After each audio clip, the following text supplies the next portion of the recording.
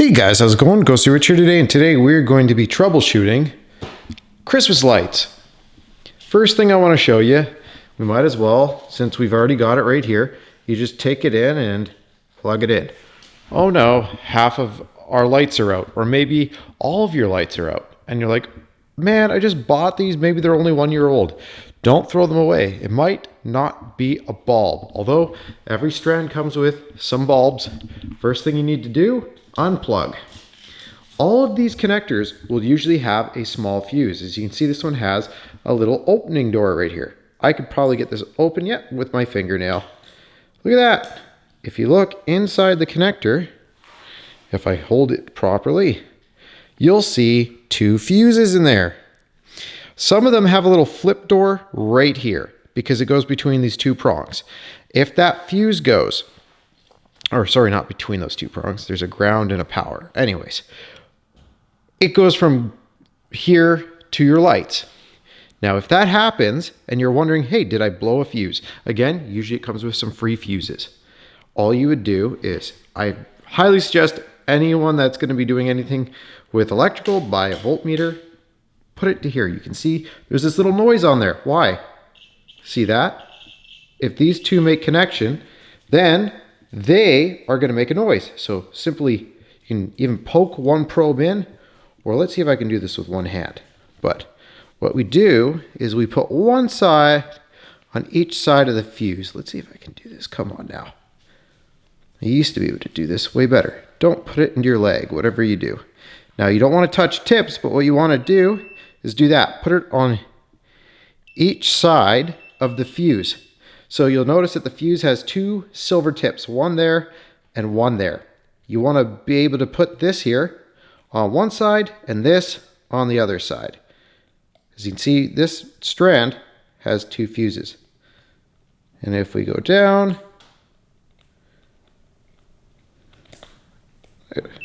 there we go. So I know that fuse is good. Come over here. That fuse is good. Now we know we have a bulb issue. So now that we've made sure, we can close that up. Now, there is another thing you can do if you leave this open. And that is, of course, what you would do is, we know that the bulbs on the back half are the problem, which means that we have one bulb that has failed. Rather than pull out every single bulb, what you can actually do is go from bulb to bulb, like go to two different points. So we know this is halfway and this is the end. So what you would do is you'd pull out two bulbs. So say this one and this one in here. And then we can actually touch one probe here and one probe there on both sides and see if you can make it chime. If it doesn't, it means that a bulb from here to here is gone. So I'm going to narrow mine down, and once I do, I'm going to show you exactly what I mean. It's a tedious task, but some of this stuff costs like $500-600. You don't want to just throw it out the moment that one bulb goes, so let's see if we can find it. What I did is I put it to voltage, shoved this end in the ground, came over here, and I started testing between the bulbs. How you do that is you'll follow one side. You can check both, but what you do is you touch it and then look at your meter. Let's see if I can do this. See how it says 48 volts?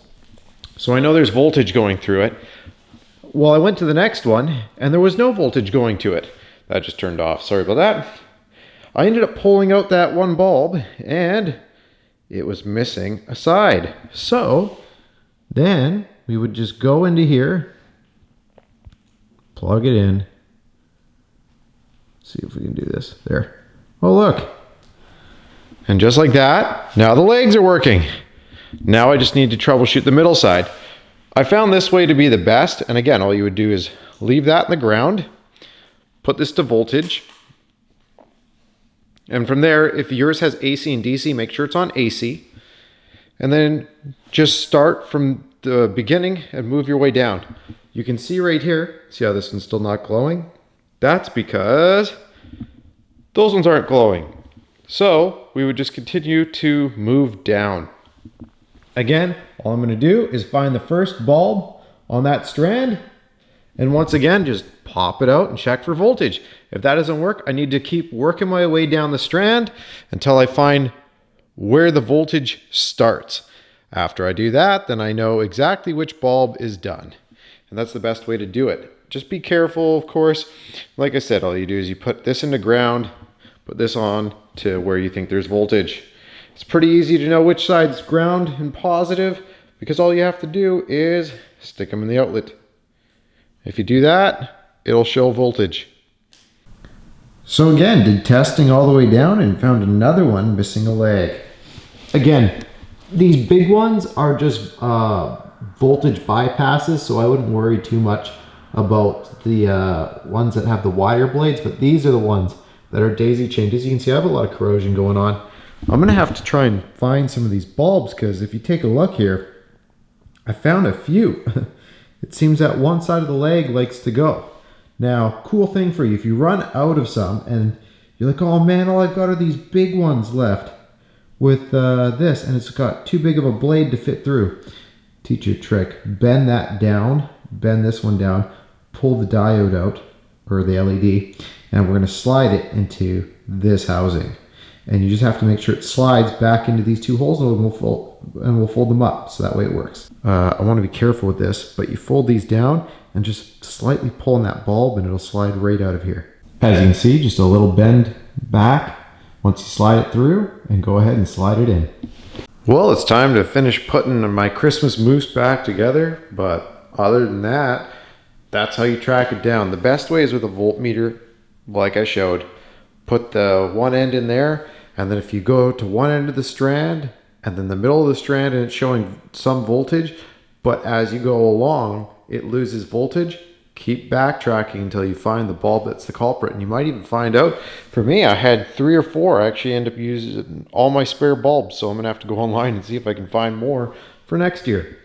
But from this point, I hope this helped you out for saving your Christmas ornaments. Thanks again. Have a great day.